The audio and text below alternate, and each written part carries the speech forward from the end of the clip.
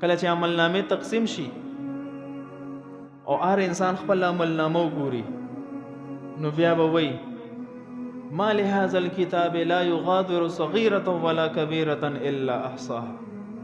بدی عمل نامه باندې څه چل شوی دی؟ دی خو زما وړه ګونه هم نه ده پرېغوستې، غټه ګونه هم نه ده پرېغوستې، هر څه یې نوټ کړي دي. دا فلانې ګناه خو ما پټه کړې وه، نن هغه هم نوټ شوې ده. چې کله انسان دا غور وکړي چې الله ما په هر حال کې ویني، کو زه کمره کې یوازې یم او کو زه جي خلوت کې یم، کو زه په جلوت کې یم، د خلکو په منځ کې یم، کو یوازې یم، هر حال کې ما الله ویني، نو ان شاء الله العزیز دا په ډېر حده پورې د ګناه نه مني. دا مونږ چې د ګناهونو شکار یو که نه، والله مونږ نه الله هېر وي ښه.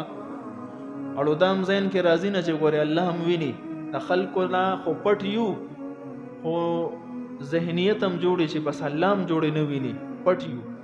داسې نه ده. زه د پلار په مخ کې ګناه نشم کولی، د مشر په مخ کې زه غلط حرکت نشم کولی، خو لیکن چې کله ځان نشم که نه بې ګناه کبیره ماته اسانه. د سترګو نه داسې حیا وتې ده، د بنده را حیا راځي او د الله نه حیا نه راځي.